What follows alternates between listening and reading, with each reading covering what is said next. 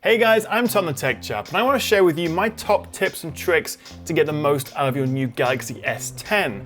Alright, so let's get straight into it. And one of the first things I noticed when I used the S10 Plus here is that everything seemed a bit too big. The icons were too big. Now if you do go to the settings menu, go to display, and then click on screen zoom, you can actually change the size of the items on the screen.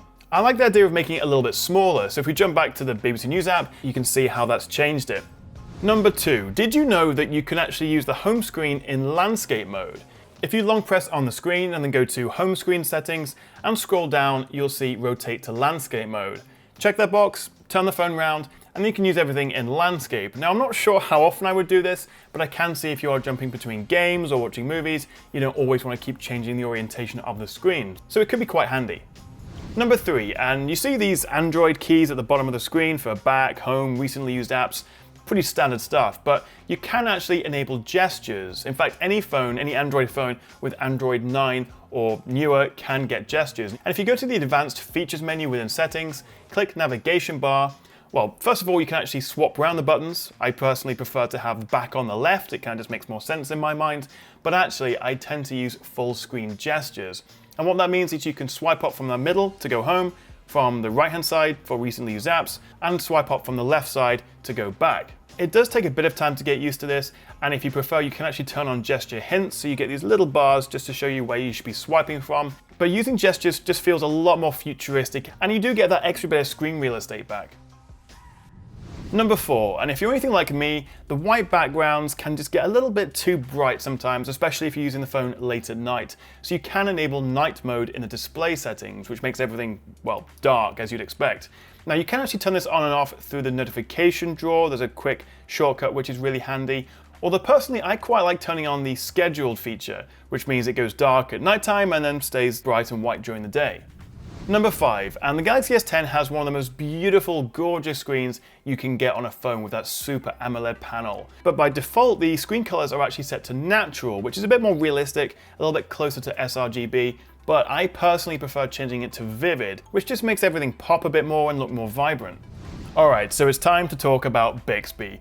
Love it or hate it, it's still here. Left of the home screen, and you get access to, well, I don't know, GIFs and calendars and nothing particularly useful. I'd much rather a Google News feed. Now you can actually turn this off. If you long hold on the home screen, swipe left, you can disable Bixby Home. Nice and simple. And then when you swipe left, nothing happens. So that's a good start, but I do find myself accidentally activating it sometimes with the Bixby button on the side. It's a little bit too close to the volume rocker in my opinion. Pressing it once opens Bixby and holding it down opens Bixby Voice. But the good news is you can actually remap the button and make it far more useful. If you go into the settings and then scroll down to advanced features, click on Bixby key and you'll see you've got a couple of options here. Now I like to go to double press to open Bixby, and then you can actually select what you want to happen with a single click. So for example, I can make it open BBC News. Actually no, let's change it to opening the clock. That's more useful for setting alarms.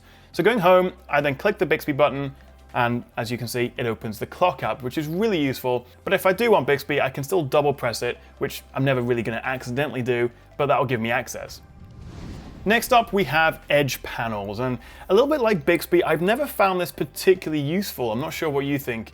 And if anything, I do find sometimes the palm rejection on the edge of the screen isn't the best, and once too often I accidentally opened edge panels. So what you can do is go into the display settings, click on edge screen, and either customize it, you can change what you see, whether it's contacts, recently used apps, a bit of calendar, or you can just simply turn it off.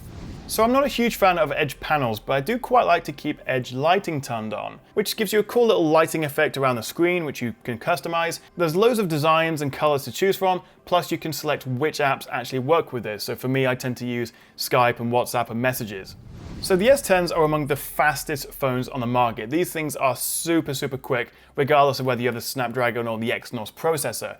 But with Samsung's One UI, you still get fairly long animations, but if you go into the advanced features setting, you can actually reduce animations. I like that they've made this a lot more accessible, which is supposed to make these animations just a bit quicker and make your phone feel a little bit more responsive. But I have to say, I don't think that makes a huge difference. So what I like to do is to go to the dev options, and to enable that, if you go to software information, tap on build number 7 times, go back, you'll see developer options, and then scroll right down to the window animation scale, transition scale, blah, blah, blah, and turn them all to 0.5 times. And this halves the speed of all the animations, making your phone just feel a bit quicker. What do you think of the hole punch design? Personally, I quite like it. I think it looks a little bit more futuristic than a notch, but again, that pill-shaped look on the S10 Plus can sometimes get in the way, and not everyone loves the asymmetrical look of it. Now, what you can actually do if you go to display settings, click on full screen apps, is hide the front camera, and this creates an artificial software bezel, which, to be fair, is actually pretty chunky, and if I'm honest, quite ugly. But if you really don't want to see that hole punch, you can enable this, have a big thick top bezel instead. And it means when you zoom in on watching videos, you don't get that bit cut out by the cameras. Alright, so let's move on to the camera, and there's about a billion features we could talk about within the camera app, and there's about a billion things we could talk about here, but the first thing I want to show you is to do with photography. So if you jump into the settings at the top left of the camera app, scroll down a bit and click on Save Options, and from here you can see you can actually save raw copies of photos that you take in the Pro mode. And so with raw files you get more information, more data to play with in the edit afterwards. But if you're less of a pro photographer and more like me who just posts on Instagram and things like that, then you might like the new Instagram feature that's actually built in to both the camera app and the gallery. If you open a picture, maybe some really annoying looking selfie like this, you can actually see the Instagram logo at the bottom there where you can share it directly to your feed or your story, which is nice and quick. Alternatively, within the actual camera app, if you scroll all the way to the left, you'll see a new Instagram option. You can still adjust to the ultra-wide lens or the zoom lens, however you like it, and it is taking it with HDR, and it transports me straight to the Instagram app where I can add filters and GIFs and all that weird stuff that people do on their Insta stories. And if you actually do want to follow me, I'm at the Tech Chap. Moving on to video, and one of the new features this year is something called Super Steady, which, well, as it says on the tin, gives you smoother video. Now, even if in the camera settings you set the video to 4K, which I tend to do, Super Steady will only shoot at 1080p. So you kind of have to weigh up whether you want smoother or sharper video. Another cool feature, if you go into the advanced recording options, you can actually record video in HDR10+. And because the screen on the S10 is also HDR10+, you can watch it back on the phone in full, beautiful, high dynamic range. Here's a quick tip, which to be fair, you probably did already know, but on the rear camera, you can change the resolution up to 4K or 4K 60, but on the front camera, you can also now change it to 4K. So you can actually shoot 4K videos with the selfie camera. I did say I was going to save the best till last, so here we go. Now you see the selfie cameras, the hole punch at the top right, nothing particularly exciting there, but why don't we make it a bit more interesting? I think you can see where this is going. So I've got a wallpaper of Bender here. I'll leave a link in the description if you want to do the same thing. I put it as the lock screen wallpaper, and then when I turn it on, you get that, which honestly is the best use of the S10 Plus I've ever seen. I've also seen the Curiosity rover on Mars and Johnny 5 as different options, but I think I'm going to stick with Bender. So I hope you found this video useful, and if you think I've missed out any great tips, do let me know in the comments below so other S10 users can also read them, and we can all get the most out of our very expensive and very shiny phones. Thank you so much for watching, guys. Hit that like and subscribe button if you want to see more of my videos, and I'll catch you next time right here on the Tech Chat.